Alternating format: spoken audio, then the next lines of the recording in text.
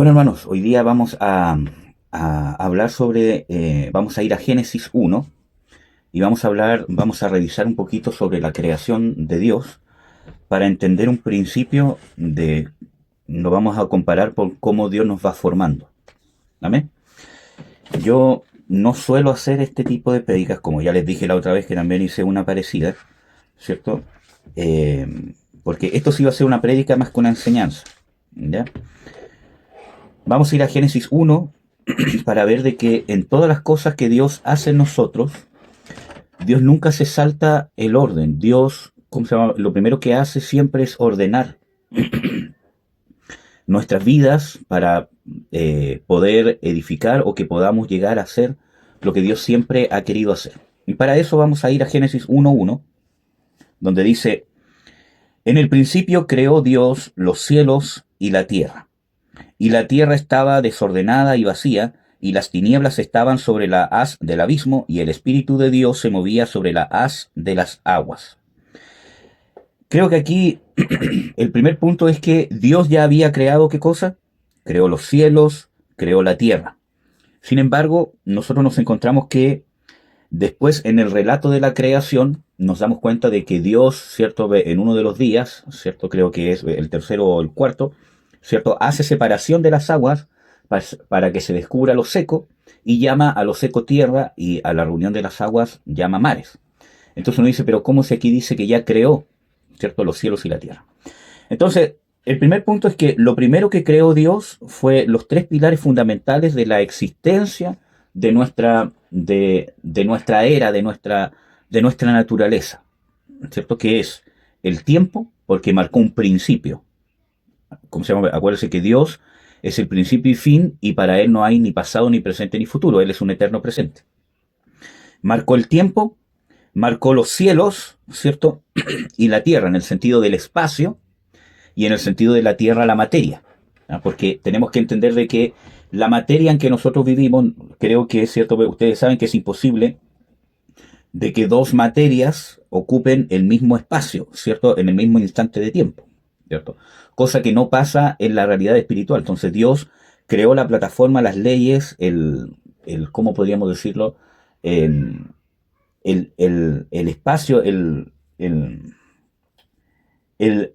como, bueno, creó las bases para que pudiera sustentar esta creación que Dios iba a crear. Sin embargo, en el versículo 2 nos encontramos que dice, y la tierra estaba desordenada y vacía, y las tinieblas estaban sobre la haz del abismo. Esta palabra en el griego desordenada y vacía quiere decir que algo está desolado, desierto, o como algo que no vale o que no sirve para nada. Y vacío viene del hebreo, que obviamente quiere decir estar vacío, pero algo como una ruina indistinguible, como algo que se arruinó y que quedó tan arruinado que no se puede distinguir lo que era al principio. Entonces eso nos muestra que algo pasó entre Génesis 1.1 y Génesis 2, que Dios obviamente no creó algo caótico y desordenado y desolado y en ruinas. ¿Me entienden? Algo pasó, ¿cierto? Que la tierra quedó desordenada y vacía y ahí Dios, ¿cierto? Empieza a ordenar, ¿cierto? Creacionalmente las cosas para que pudieran funcionar. Más que ir, ¿cierto? Al meollo, aunque si ustedes tienen algunas dudas, al final del culto, ¿cómo se llama? Las podemos ver, ¿cierto? ¿Cómo se llama? Con respecto, ¿cómo se llama? A esto. Pero vemos de que, ¿cómo se llama? Lo primero que Dios hace es empezar a ordenar creacionalmente. Y así también quiero que podamos, ¿cierto? Analizarlo lo que hace Dios con nosotros cuando se encuentra con nuestras vidas. Porque el que se encuentra realmente con nosotros es Dios, ¿cierto? Dios se encuentra con nuestras vidas y Él nos hace nacer de nuevo, nos da conciencia de pecado, nos da la gracia de poder arrepentirnos y somos nosotros los que vamos respondiendo a los pasos que va dando Dios hacia nuestra vida. ¿Ya? Y vamos a ver, vamos a hacer como un paralelismo, ¿cierto?, entre la creación, ¿cierto?, y lo que Dios hace con nosotros. Dice, versículo 3, y dijo Dios sea la luz, y fue la luz, y vio Dios que la luz era buena, y apartó Dios la luz de las tinieblas. Y aunque obviamente, hermanos, este texto que estamos leyendo de Génesis no tiene nada que ver con con el nuevo nacimiento, pero quiero que veamos qué es lo primero que Dios hace cuando se encuentra con la tierra desordenada, vacía y en ruinas. ¿Qué es lo primero que hace? Crea la luz, trae la luz y hace separación inmediatamente de la luz de las tinieblas. Es un principio, no es que esto esté hablando del nuevo nacimiento, ojo. Así también Dios, en ese mismo principio, lo primero que hace Dios para ordenar algo, ¿cierto?, es separar la luz de las tinieblas. Que no quiere decir de que eso lo esté diciendo Génesis con respecto a lo que hace con nosotros, sino la Biblia entera dice de que lo primero que Dios hace a través de la predicación, por ejemplo, cuando el Señor encomienda a Pablo para, ¿cómo se llama?, el ministerio, ¿cierto?, en el libro de Hechos, le dice para, ¿cierto?, que sacarlos de las tinieblas a la luz, para que se conviertan de la potestad de Satanás a el reino de Dios. Entonces, lo primero que Dios hace es sacarnos de las tinieblas. ¿Y cómo nos saca de las tinieblas? Trayendo la luz del Evangelio, de los mandamientos. Pero la luz que hace, separación entre lo que es bueno y lo que es malo. Es el primer paso, que no es el primer paso en el sentido de que pasa una vez y después no pasa más, sino que la luz se mantiene constantemente haciendo separación de las tinieblas. Nosotros nos encontramos con las escrituras de que constantemente nos llevan a la exhortación, ¿cierto?, de estar constantemente negando la carne, ¿cierto?, entre paréntesis, separando lo que es luz de tinieblas y haciéndolo práctico en nuestras vidas. Entonces, lo primero que hace Dios es traer la luz, pero no es algo místico, algo mágico, sino en el sentido de que hace separación de la luz de las tinieblas. Vamos a revisar algunos pasajes bíblicos con respecto a eso. Por ejemplo, vamos a ir a Romanos 7:7, que dice: ¿qué diremos entonces? ¿La ley es pecado? De ninguna manera. Más bien no conocí el pecado sino por medio de la ley, y ciertamente no habría conocido la codicia si la ley no dijera: no codiciarás. Desde este sentido, Pablo nos muestra de que la ley, porque, cierto, ¿cómo se llama?, en el contexto, cierto, que él, ¿cómo se llama?, habla esto, está explicando de que la ley es buena, santa, justa, pero la ley nos muestra el pecado, como dice en Romanos 3:20, por ejemplo, porque por las obras de la carne ninguna carne será justificada delante de él, porque por medio de la ley es el conocimiento del pecado. Entonces, lo que Pablo está explicando de que la ley, por causa de nuestra naturaleza pecaminosa, ¿cierto?, no, uno no puede recibir vida de la ley, no porque la ley sea mala y no pueda vivificar, sino por causa de nuestra naturaleza pecaminosa, la ley nos muestra nuestra condición pecadora. Y es sumamente importante. Ahora, la ley no simplemente usted la puede resumir en los 10 mandamientos, ¿cierto?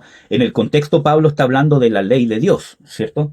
Está hablando de la palabra de Dios, de la ley moral de Dios. Entonces, es la palabra de Dios, la escritura, lo que a mí me trae separación entre la luz y las tinieblas. Me muestra cuáles son las tinieblas. Mientras no haya luz, yo no sé, ¿cierto?, que estoy en tinieblas, ¿cierto? Entonces, ejemplo, por ejemplo, ¿cierto?, en el dormitorio, ¿cómo se llama?, de mi hijo, ¿cierto?, hay ¿cómo se llama?, una ventana que está tan bien tapada que prácticamente pueden ser las 12 del día y un tremendo sol y, ¿cómo se llama?, la pieza está totalmente, ¿cómo se llama?, oscura, ¿entiendes? Hasta que yo no abro la ventana y veo que hay luz afuera, no me doy cuenta, ¿cierto?, que ya no estamos en tinieblas, ¿me entienden? Entonces, es la palabra de Dios, hermanos, ¿cierto?, la que me va a traer luz a las tinieblas. Por eso que las escrituras, por ejemplo, dice: lámpara es a mis pies tu palabra y lumbrera o luz a mi camino, porque es la palabra de Dios la que me muestra si mi camino estoy tropezando o estoy yendo hacia donde tengo que ir, ¿cierto? O estoy yendo hacia donde no debería ir. Entonces, no es simplemente saber de la palabra, es es poder entender y tomar la palabra de Dios como lo que es la ley de Dios. Nosotros muchas veces respetamos la ley civil por causa del miedo o del castigo, por una multa, por una infracción, ¿cierto?, por ir a la cárcel, etcétera, etcétera. Y muchas veces hay cosas que no hacemos por causa de eso. Pero muchas veces no entendemos que la ley de Dios en nuestro corazón debería estar superior incluso a las leyes civiles.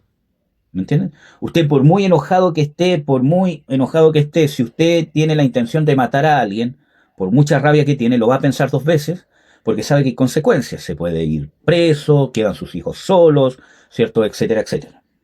¿Me entienden? Pero muchas veces para romper la ley de Dios ni lo pensamos. Y eso muestra en qué lugar de nuestro corazón está la ley de Dios. ¿Me entienden? No perdonamos, guardamos rencor. Nosotros sabemos de que hay cosas de que la ley manda de Dios, ¿cierto? Con respecto al matrimonio, con respecto a los hijos, etcétera, etcétera.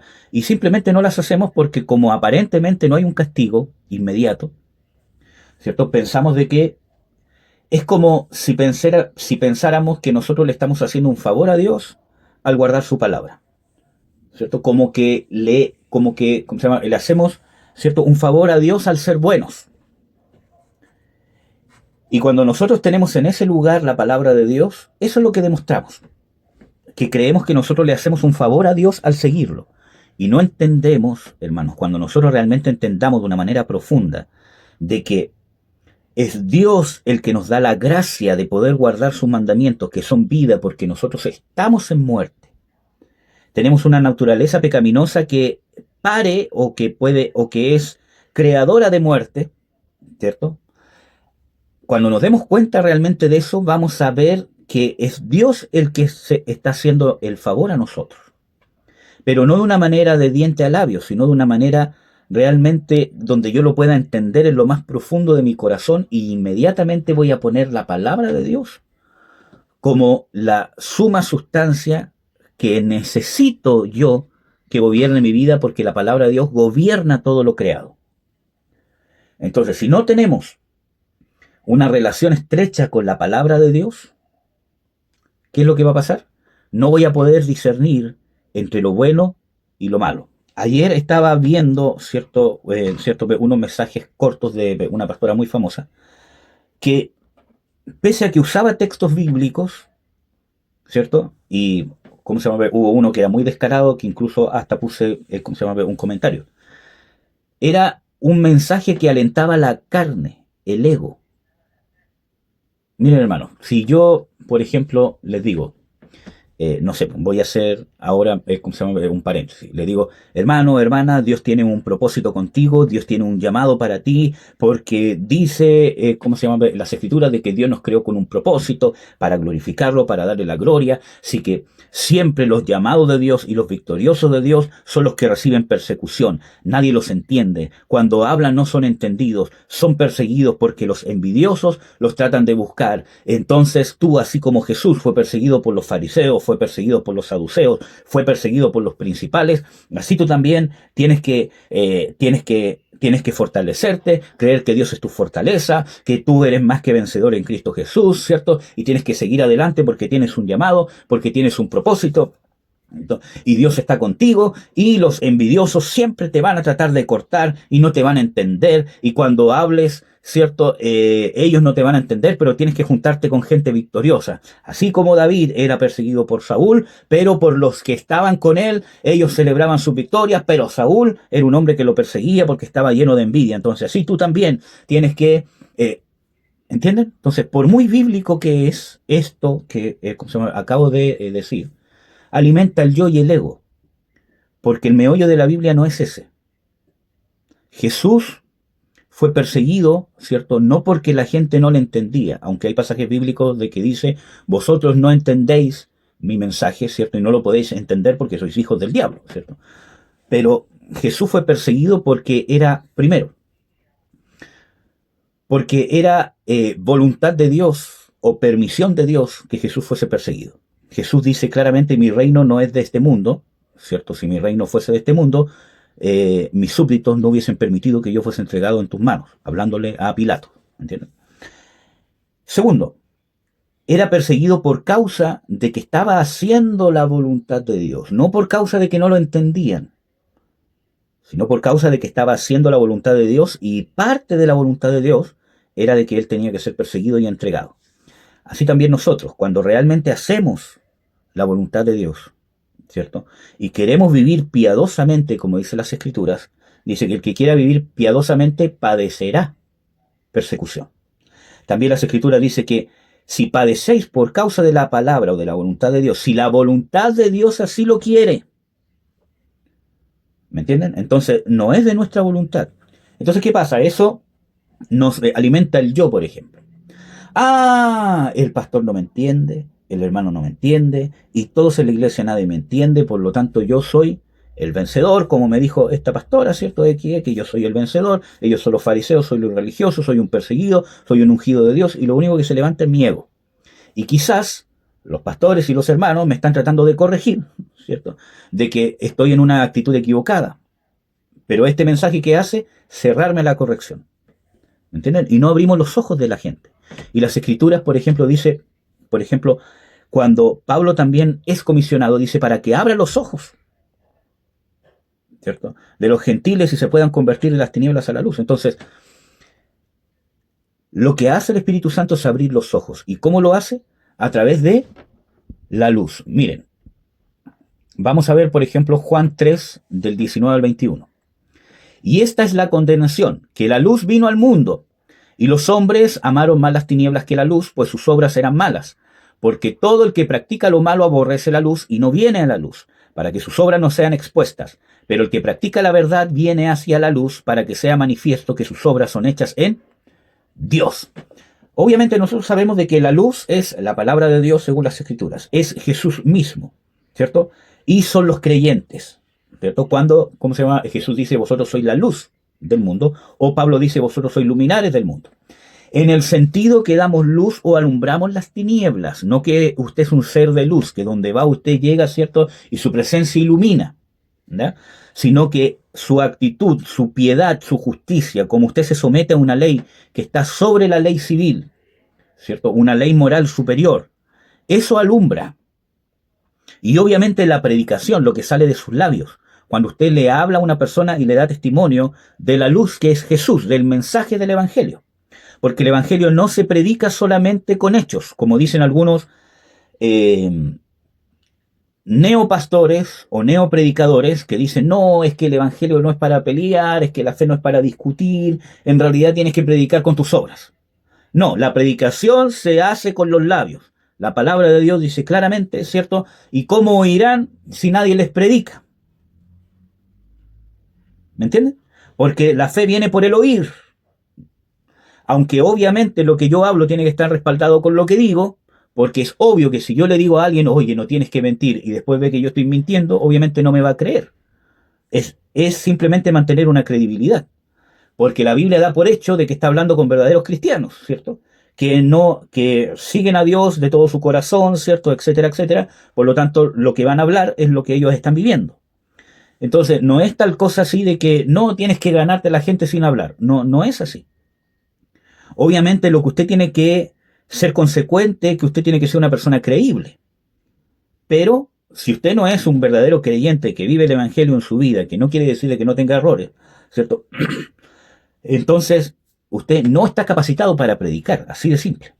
¿Me entiende? Entonces, pero el Evangelio a nuestro alrededor, a nuestros conocidos, y no en un púlpito, no en un culto, el Evangelio tenemos la responsabilidad de predicarlo hablando. Obviamente no forzando las situaciones, pero cuando tenemos oportunidad, tenemos que, porque la predicación se predica a través de la palabra. ¿Cómo oirán si nadie les predica?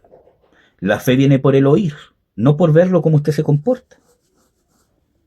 ¿Me entienden? Porque hay mucha gente que se comporta bien también, y no es cristiano. Es católico, es testigo de Jehová, quizá, es mormón, no sé. ¿Me entienden? Entonces, tenemos que dar testimonio, obviamente con nuestra vida, ¿cierto? Que nos da credibilidad para que nosotros podamos predicar, ¿cierto? Y decir lo que es verdad. Entonces, como dice aquí, ¿cuál es el problema? Que nosotros no queremos que nuestras obras sean hechas en Dios, como decía Juan 3. Y ese es el problema. Porque el que practica la verdad viene hacia la luz. Y esa es la transformación que es el Espíritu Santo, que nosotros seamos personas que queremos, sometemos nuestra voluntad. Y eso es lo que usted tiene que hacer. Querer practicar la verdad, la palabra. Acuérdense que el Señor Jesucristo dice, y conoceréis la verdad, y la verdad os hará libres, ¿cierto? Y dice, si permanecéis en mi palabra, seréis verdaderamente mis discípulos. Entonces, nosotros tenemos que entender de que a medida que usted quiera hacer la verdad o practicar la verdad, que es la palabra de Dios, acuérdense que Jesús cuando ora dice, Padre, tu palabra es verdad. ¿Me entienden? Entonces, y Jesús dice, yo soy el camino, la verdad y la vida. Entonces, toda la moral, todo lo que viene de Cristo, todo lo que está en la Escritura, es la verdad. Cuando usted desea practicar la verdad, y en ese deseo intenso de someter su voluntad, obviamente hay cosas que desconoce y se va dando cuenta que se ha equivocado, Dios le va dando luz y usted va luchando, porque quiere practicar la verdad, va luchando contra el resentimiento, contra la falta de perdón, contra ese tipo de relación que tiene con su cónyuge, con sus hijos, con sus padres, etcétera, etcétera. Y usted va luchando por cambiar, es una persona que quiere practicar la verdad, por lo tanto viene a la luz. Porque usted quiere hacer la verdad, le cuesta, pero llega a los pies de Cristo a arrepentirse, buscando el perdón de Dios, la fortaleza de Dios, y si cae otra vez, vuelve a los pies de Cristo porque usted quiere practicar la verdad. En cambio, cuando nosotros aborrecemos la luz y nuestras obras son malas porque no queremos practicar la verdad, ¿qué pasa?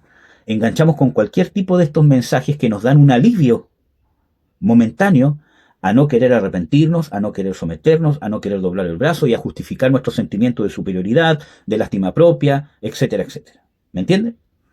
Por eso que es sumamente que lo primero que Dios hace, como vimos en Génesis 1, separar la luz de las tinieblas. Y no es lo primero como algo que le vuelvo, ¿cómo se llama? A reiterar. Como que pasa una vez y no vuelve a pasar. Constantemente usted tiene que estar dándose cuenta de la separación que Dios hace de la luz de las tinieblas. Vamos a ir a 1 de Juan 1 del 5 al 10, que nos da un indicio de cómo. Este es el mensaje que hemos oído de él y os anunciamos. Dios es luz y en él no hay ninguna tiniebla. Entonces, lo primero que usted tiene que saber de que ¿quién es la luz?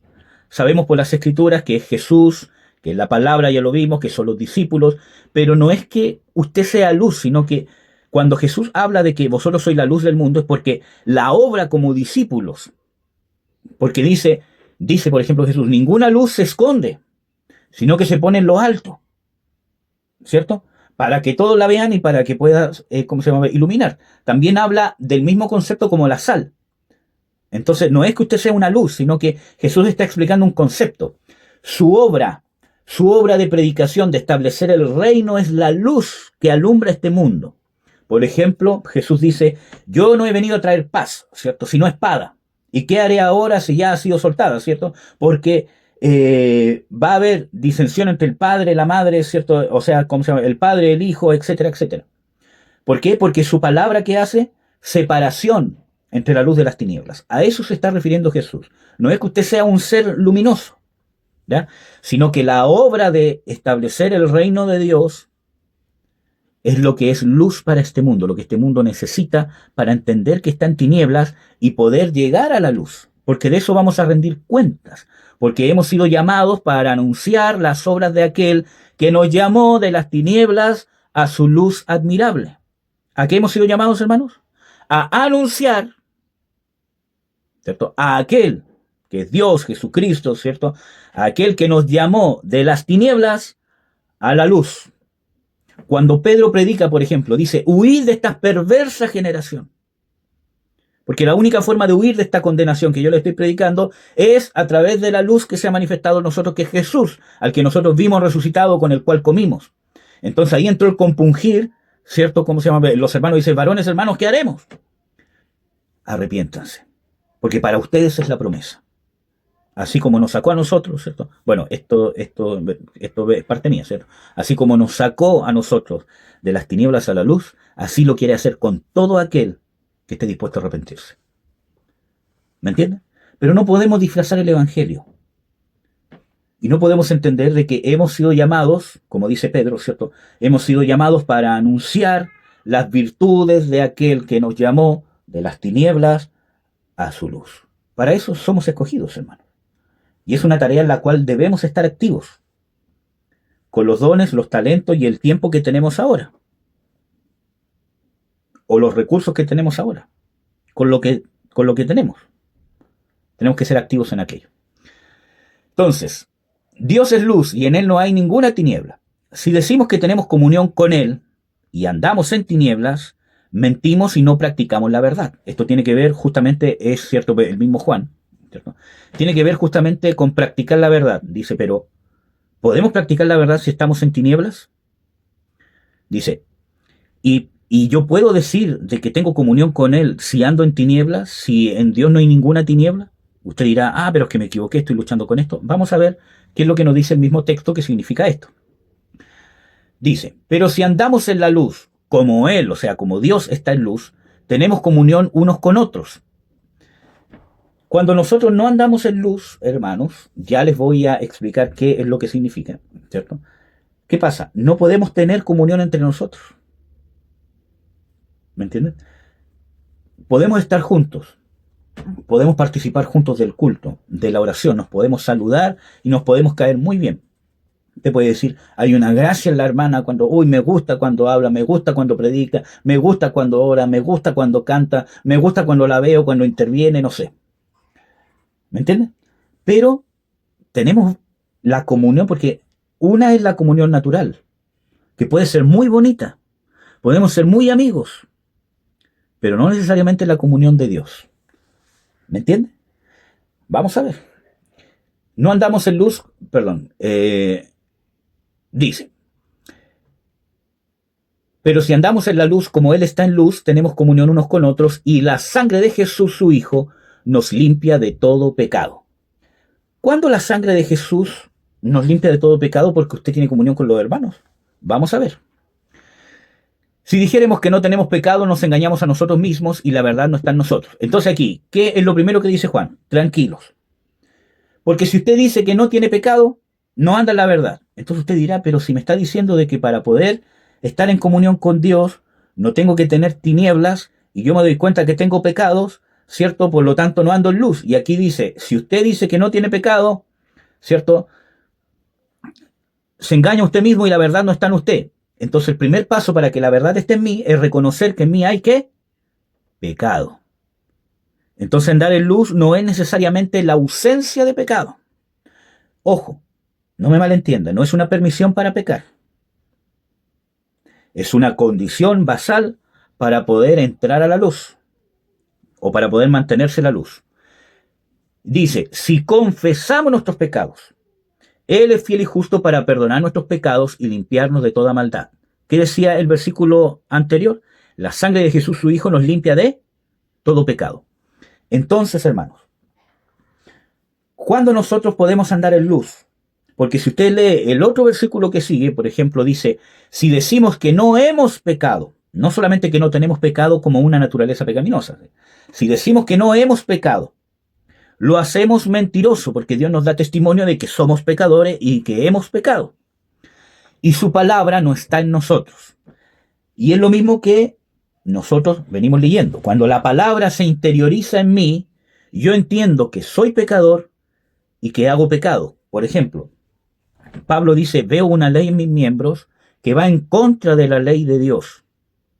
Con mi mente sirvo a Dios, pero veo que en mis miembros se mueve una ley que es la ley del pecado. ¿Ya? No es una permisión para pecar, porque Pablo,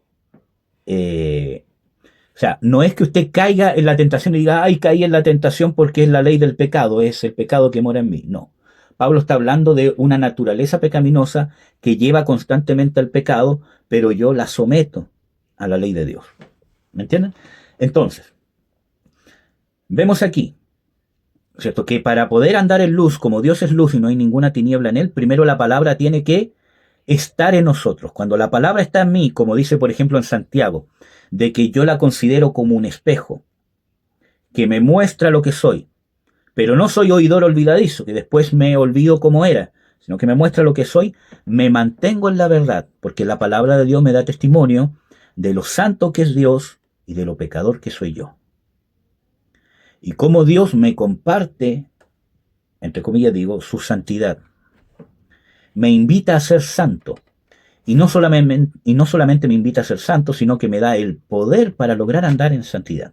Por eso que depende de Él. Yo sigo siendo pecador, pero depende de mi comunión con Él, de la oración, de la palabra de Dios, de la unción que se busca y se mantiene a través de la oración, de la comunión con Dios, de la comunión con los hermanos. Yo les hablé el domingo, ¿cómo se llama? Anterior, de que no podemos, ¿cierto? Nosotros recibir eh, eh, alimento de la cabeza que es Cristo si no estamos unidos el cuerpo uno con otro. Unidos no como a mí se me da la gana estar unidos. Como hay una moda cristiana, entre comillas digo moda cristiana, de no congregarse, ¿cierto? Porque dicen, no, es que todos son falsos, es que todos son religiosos, es que todo aquí, por lo tanto, cuando encuentro una iglesia perfecta, donde todos sean perfectos, entonces recién me voy a congregar, como si ellos fuesen los jueces del cuerpo de Cristo. ¿Me entiendes? Obviamente hay cosas que no se deben tolerar y que yo debo buscar otra congregación si veo de que hay abusos, ¿cierto? Y cosas así. Pero en realidad yo me tengo que unir al cuerpo de Cristo, ¿cierto? A la manera que Cristo me quiere unir y debo tener comunión con los hermanos. En Hechos dice de que, ¿cierto? La iglesia primitiva se congregaba a alabar, a compartir el pan, ¿cierto? ¿Qué quiere decir dos cosas? A celebrar la Santa Cena y a compartir entre ellos. Se juntaban a hacer, entre comillas, cultos, ¿cierto? A alabar a Dios y a ser enseñados por la doctrina de los apóstoles. ¿Me entienden? Entonces son elementos que se veían desde el inicio de la iglesia.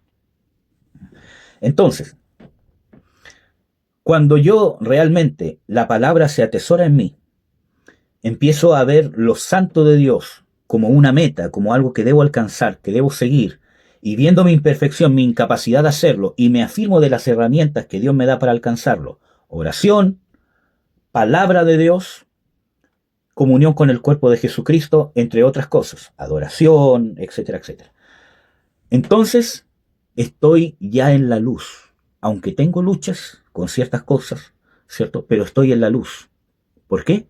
Porque estoy en un proceso de confesar mis pecados y confiar en su fidelidad y en su justicia, que Él me perdona y la sangre de su Hijo me limpia de todo pecado. Y cuando yo tengo esa condición interna, realmente puedo tener una real comunión con los hermanos. Muchas veces nosotros estamos reunidos y a veces algunos, ¿cierto? No estamos en esa comunión. No por el hecho que usted no se congregue todos los sábados, o sea, todos los cultos, ¿cierto? Sí, no, no estoy hablando de cosas externas, estoy hablando de lo interno. Por ejemplo, a veces uno, para mí no es esto, para mí no es aquello, o tengo un menosprecio sobre el hermano, sobre la hermana que a mí no me puede ministrar, porque yo me siento superior. Y a veces eso está escondido, hermanos. Nosotros tenemos que ser lo suficientemente humildes para saber de que usted está formando parte de esta congregación, formando discípulos, no porque usted se tenga que identificar con formando discípulos y que somos esta congregación, pero usted está aquí, ¿cierto? Y creo que si es un verdadero creyente sabe que tampoco es coincidencia. Y si ha permanecido aquí porque Dios algo está haciendo en su corazón. Por lo tanto, eso quiere decir que cada uno de los miembros de esta pequeña congregación, ¿cierto? El número digo pequeña congregación, va a ser un aporte para usted porque es la parte práctica donde usted se está conectando al cuerpo. Usted no se conecta al cuerpo místicamente en el aire. Es la parte práctica donde usted se conecta al cuerpo. Y así usted está conectado con todo el cuerpo de Cristo en todo el mundo. Puede orar, interceder por los hermanos, etcétera, etcétera, porque usted está manteniendo una unión práctica con el cuerpo de Cristo en el lugar local donde Dios lo puso. Y así cada creyente. Pero si usted no es capaz de conectarse con el cuerpo práctico, ¿cierto? De ser parte de este cuerpo y de entender de que cada uno de los hermanos tiene don, tiene talento, que son un aporte para su vida y usted se cierra porque usted se cree superior, entonces no se está conectando al cuerpo porque anda en tinieblas, porque no reconoce su pecado. Muchos tenemos, y digo muchos porque es una de, ¿cómo se llama?, mis luchas, muchos tenemos luchas con el ego, con la autosuficiencia, ¿cierto? Pero si yo me quedo en eso voy a andar en tinieblas, pero yo lo niego. Yo fui muy quebrantado en el tema del ego, por muchos años.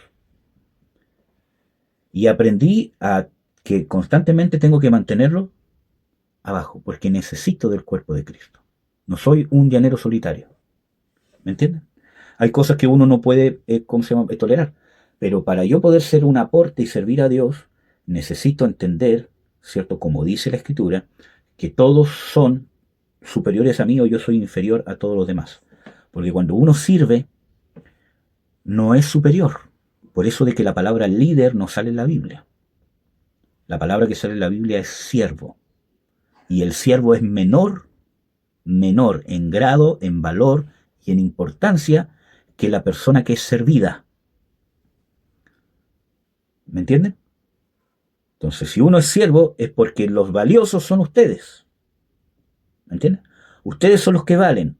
Ustedes son los que Dios le da más importancia. Ustedes son los hijos. Ustedes son los... Y el siervo es el que contrata al padre de familia para servirle al hijo. ¿Entienden? En cierta manera. No es que uno no sea hijo, ¿cierto? Pero para que vean lo que significa ser siervo. Pero a veces no tenemos ese conocimiento real en nuestro corazón. Y creemos que el servicio es un liderazgo. Y en cierta manera lo es, ¿no es cierto? Porque yo también tengo que ser ejemplo.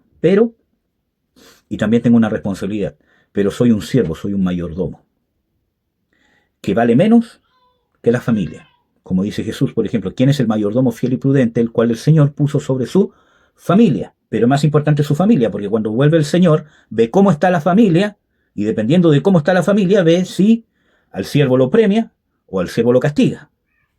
¿Me entienden? Entonces, nosotros también tenemos que tener ese pensamiento para poder estar en comunión. Entonces, vamos a ver, que se me está yendo el tiempo ya.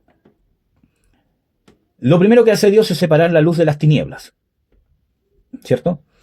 Para que usted conozca lo que es luz, lo que es tinieblas. Por ejemplo, en las Escrituras, ¿cierto?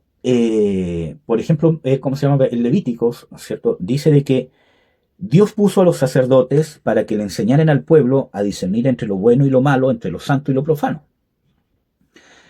Pero en la Biblia nos encontramos, por ejemplo, con el pecado de Adán y Eva.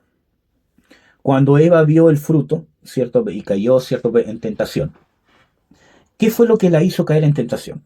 Que la serpiente le dijo, alcanzaréis sabiduría, conocerán el bien y el mal, sus ojos serán abiertos y seréis como dioses. Suena bien, o sea, si usted lo ve, dice, entonces Adán y Eva tenían los ojos cerrados, estaban ciegos o no sabían el bien y el mal. ¿Me entienden? Entonces, ¿cómo Dios los enjuició de haber desobedecido si no sabían el bien y el mal?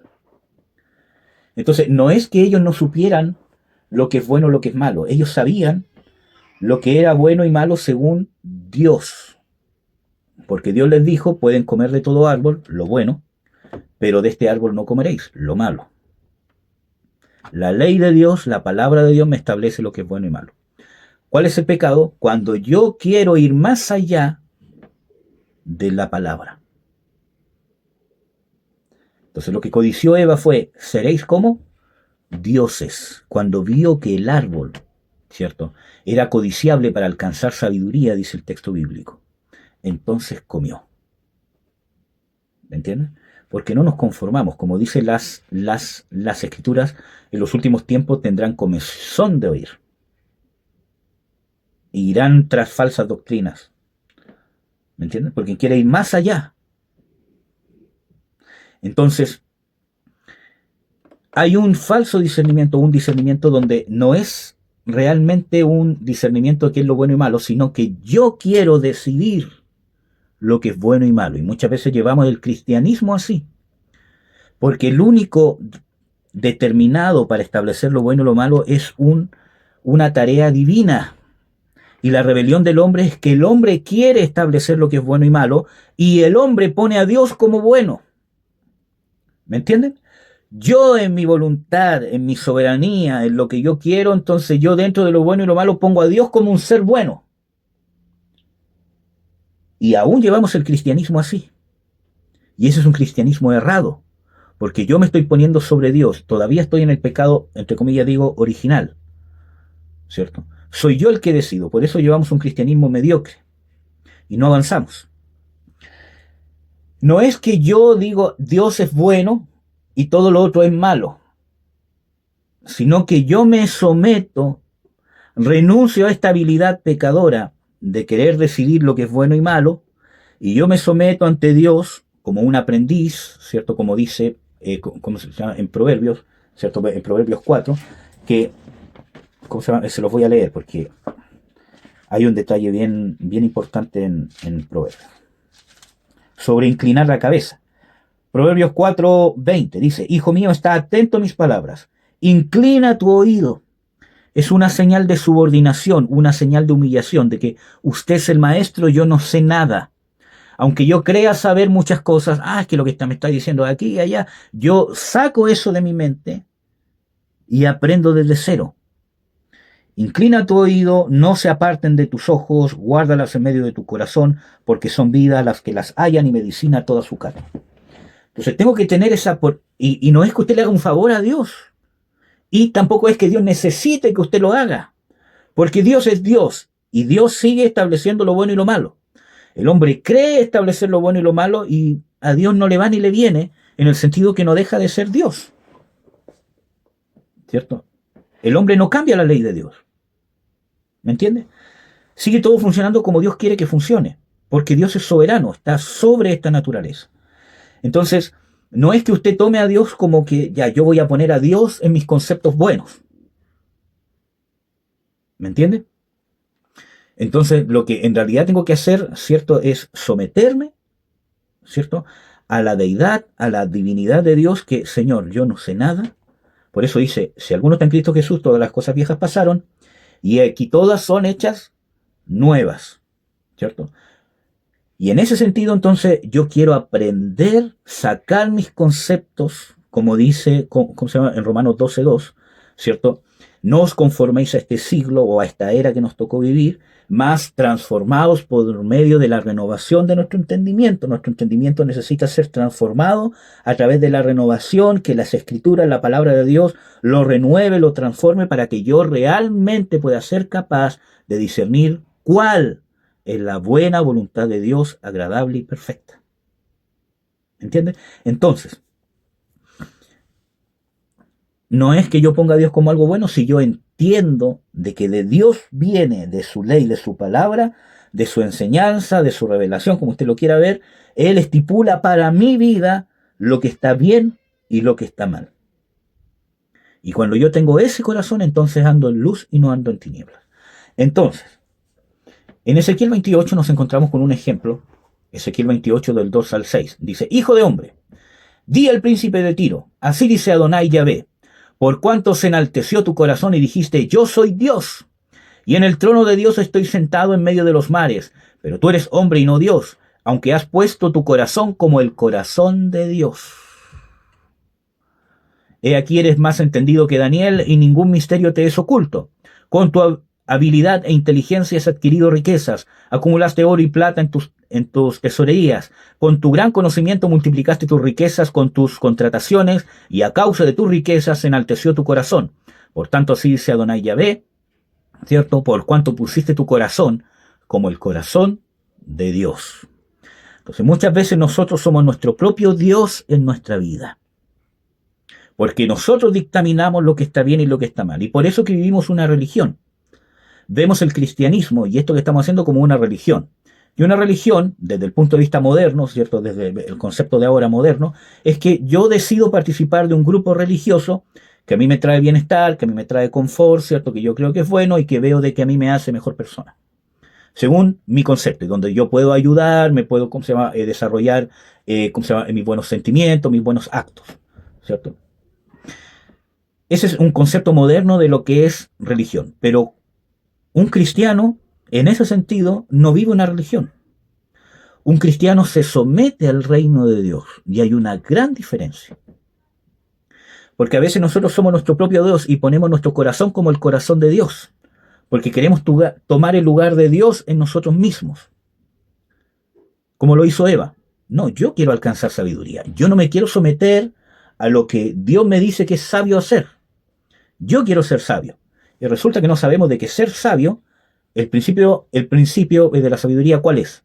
El temor de Jehová, aborrecer lo que Dios aborrece y amar lo que Dios ama. ¿Me entiendes? Entonces, cuando nosotros queremos ser los que determinan nuestra propia vida, que no significa que Dios quiera anular su voluntad, Nosotros vimos el domingo pasado cómo Jesús tenía voluntad propia, pero sometió su voluntad a la voluntad del Padre, porque estaba determinado, su pasión, su determinación era que estaba comprometido en toda su existencia, su fuerza, su cuerpo, su alma, su tiempo, a hacer la voluntad de Dios. ¿Me entiendes? Entonces, aquí, aunque este texto que leímos en Ezequiel 28, muchas veces se hace referencia a que se está refiriendo al diablo, pero vemos de que muchas veces nosotros somos nuestro propio Dios. Y en el trono de nuestro corazón, que es el timonel, el centro hacia donde se inclina nuestra esencia de ser humano, ¿cierto? Nos ponemos nosotros mismos, nuestros propios conceptos, y no ponemos a Dios, no nos rendimos a Dios, no rendimos nuestra vida a Dios. Y eso es más práctico de lo que pensamos. Cuando yo empiezo a leer las Escrituras, a tener comunión con el cuerpo, a ser enseñado, a ser instruido, y Dios me empieza a revelar por medio de su palabra, de la comunión, de la unción, etcétera, etcétera, me empieza a revelar de que hay cosas que están equivocadas, que son pecado, que me tengo que arrepentir, que tengo que convertirme, yo me rindo a eso. No espero cambiar primero para poder ser un mejor cristiano, pero me rindo. Sí, Señor, es así. Ahora me rindo a ti para poder cambiar. Probablemente no cambia de un día para otro, porque tiene que perdonar, tiene que pedir perdón, tiene que restaurar, tiene que trabajar en su carácter, como todos lo tenemos que hacer. ¿Me entiendes? Pero está rendido, acepta realmente, no como una permisión, ya Señor yo te acepto, sino se rinde a la voluntad de Dios. Y ahí está poniendo a Dios en el trono que le corresponde en su corazón, porque usted es creación de Dios. Dios lo creó desde el punto de vista natural, porque su creación permitió, cierto, que un espermatozoide pudiera entrar un óvulo y se pudiera generar la vida, y todo eso es creación de Dios. Todo eso Dios lo permitió, Dios lo creó, y todo eso es una creación que Dios permitió que usted pudiera nacer, crecer, desarrollarse, el ADN, la multiplicación de células, a que usted ahora, por ejemplo, sea un adulto. ¿Me entiende? Y segundo, Dios lo redimió, lo hizo nacer de nuevo, le dio una nueva naturaleza. Habita dentro de usted el Espíritu Santo. Y tercero, Dios sustenta la vida. Entonces, tenemos que rendirnos, hermanos, porque el trono de nuestro corazón es de Dios. Pero creemos que es nuestro, y a veces nosotros, como dice aquí, por cuanto pusiste tu corazón como el corazón de Dios. ¿Me entienden? Vamos a leer algunos pasajes más y con eso vamos a ir terminando. En el mismo Ezequiel, en el capítulo 22-26, vemos una exhortación en contra de los sacerdotes y también de los falsos profetas. Dice, sus sacerdotes hacen violencia a mi ley y contaminan mis cosas santas. No hicieron diferencia entre lo santo y lo profano, y no enseñaron la diferencia entre lo puro y lo impuro, ocultando sus ojos de mis Shabbat, y así yo llegué a ser profanado en medio de ellos. Levíticos 10:10, ¿cierto? Para poder distinguir entre lo santo y lo profano, y entre lo inmundo y lo limpio, y para enseñar a los hijos de Israel todos los estatutos de Yahvé que les ha hablado por medio de Moisés. Vemos aquí de que el principio que se persigue aquí, por ejemplo, cuando Dios aparta a su pueblo, Israel, para que sea su pueblo, ¿cierto? Cuando es liberado de Egipto, dice, ustedes harán distinción entre animal limpio e impuro, aunque a las otras naciones no se los exijo, pero ustedes sí, porque ustedes son santos, o sea, porque yo soy santo, vosotros seréis santos, vosotros haréis distinción entre lo puro y lo impuro, entre lo santo y lo profano. Y ¿cómo se llama? Con los sacerdotes, que lo aparta del pueblo, dice, el pueblo podrá hacer ciertas cosas, pero ustedes no, porque están apartados, porque ustedes son santos, son consagrados. Entonces, ¿qué? Ustedes no pueden tocar muertos, no pueden hacer esto, no pueden hacer esto otro, que no se pueden hacer ninguna señal de duelo, ni por luto, etcétera, etcétera. Aunque los otros sí lo pueden hacer, ustedes no, porque son consagrados. Así también nosotros, mientras más consagrados queremos ser, mientras más apartados de Dios queremos ser, ¿cierto? Más santidad debemos demostrar. Más santidad debemos vivir. A veces queremos los privilegios de ser ungidos, de ser santos, pero no queremos vivir como santos y como ungidos, entre comillas digo. ¿Me entienden? Queremos los privilegios de que Dios me escuche todo lo que pido, de que Dios respalde todo lo que digo, pero no vivimos como un siervo, ¿cierto?, que es apartado de todo lo demás, porque queremos hacer todo lo que hacen los demás. Y cuando Dios nos exige algo, ¿pero por qué voy a dejar de hacer esto? ¿Pero por qué no puedo escuchar esto? ¿Por qué no puedo ver esto? ¿Por qué no puedo dejar de hacer esto? ¿Me entienden? Entonces, tenemos que vivir en consagración. Entonces, lo que exhorta, ¿cierto?, Dios, ¿cierto?, es que obviamente el pueblo dejó de hacer esta distinción. No es que Dios quiera que usted guarde el Shabbat, que usted coma solo carne de res, ¿cierto?, y no coma carne de cerdo, porque la Biblia es clara que todos los alimentos son santificados, etcétera, etcétera. Sino al principio de esto, de hacer distinción entre lo bueno y lo malo, que haya una diferencia. Sed santos en toda vuestra manera de vivir, porque yo soy santo, dice el Señor. Y no lo dice solo el Antiguo Testamento, lo dice Pedro en el Nuevo Testamento. Nosotros tenemos que hacer distinción entre lo impuro y lo impuro. Usted dirá, pero es que otros que son livianos, ¿cierto?, les va bien en la economía, les va bien en el trabajo. ¿Por qué a mí estoy pidiendo simplemente un trabajo y no me llega nunca, ¿cierto? Porque Dios te está haciendo, ¿qué cosa? A ti que te quiere consagrar, y esto no lo hago elevándole el ego, sino al contrario, para vergüenza nuestra muchas veces, que nosotros queremos ser consagrados, ¿cierto? Dios no nos va a permitir ciertas cosas que muchas veces nosotros no queremos dejar.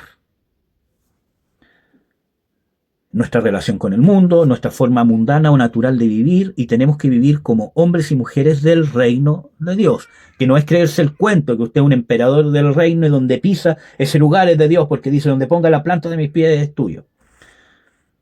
Usted vive en una moral superior, divina, distinta a la del mundo, que tiene que ver con lo que hablábamos de andar en luz y no en tinieblas. ¿Ya? En el mismo libro de Ezequiel, en el 44:23, nosotros vemos aquí una promesa que hace Dios con respecto al sacerdocio, ¿cierto? Y enseñarán a mi pueblo la diferencia entre lo santo y lo profano, y les enseñarán a discernir entre lo impuro y lo puro. Y eso es lo que hace la palabra de Dios, lo que debemos hacer como iglesia, enseñarles entre lo puro y lo impuro, pero a veces no nos gusta que nos digan, ¿sabes qué, hermano, hermana? Lo que estás haciendo es incorrecto, te tienes que arrepentir. Tú tienes que arrepentirte. Pero es que lo que pasa es que me dijo, sí, está bien, él tiene la culpa, ella tiene la culpa, etcétera, etcétera. Pero Dios te demanda a ti perdonar, no aguantar, pero sí está preocupado lo que pasa aquí adentro. Tú tienes que ser capaz que aunque los demás cometan errores contigo, que no te amargues, que seas capaz de perdonar. Dios está preocupado lo que pasa adentro, ¿me entienden? No es tolerar como un mártir cosas que hay que ponerle un límite, obviamente. Pero Dios está preocupado de lo que pasa adentro. ¿Me entienden? Entonces, amados, volviendo a Génesis, para poder concluir con el mensaje. Vemos un orden que Dios establece. Y un orden que es sumamente importante. Por ejemplo, después Dios dice hay expansión entre las aguas, ¿cierto? Y separe las aguas de las aguas, crea los cielos, ¿cierto? Porque era necesario que primero hubiese cielos para crear, por ejemplo, el sol, la luna y las estrellas. Y después crea el sol, la luna y las estrellas. Él no podría haber creado el sol, la luna y las estrellas si todavía no creaba, no creaba el cielo, por ejemplo. ¿Qué pasa también con los animales? Por ejemplo, ¿cierto? Él no puede crear los animales o las bestias del campo si primero no hay suelo seco, no hay tierra, ¿me entienden? Entonces Dios primero ¿qué hace? Separa las aguas en mares y crea las criaturas marinas y las aves. Pero para poder crear las criaturas marinas y las aves, tiene que haber tierra seca para que las aves puedan anidar, ¿cierto? Puedan descansar, porque no van a estar todo el rato volando, ¿me entiendes? Entonces todo tiene un orden. No puede ir otra cosa antes que otra. Y por eso de que lo último de la creación es el hombre. ¿Me entienden? Porque primero Dios tiene que crear la tierra. Después de la tierra dice, y produzca la tierra toda hierba verde, según su género, etcétera, etcétera, ¿cierto? Y también crea los animales terrestres, ¿cierto? Después de haber creado los animales del mar. Y después de eso, que ya tiene todo eso, en el sexto día, ¿cierto? Dice, y dijo Dios, hagamos al hombre, ¿cierto? ¿Cómo se llama? Nuestra imagen para que se enseñoree Entonces no podía crear al hombre primero porque ¿de qué se iba a enseñorear? Entonces al punto que voy es que Dios tiene un orden.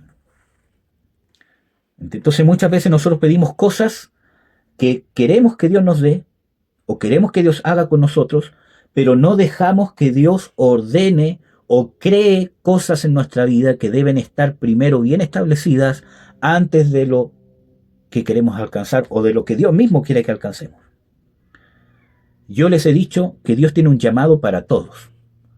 Y usted tiene que entender de que Dios tiene un llamado para usted.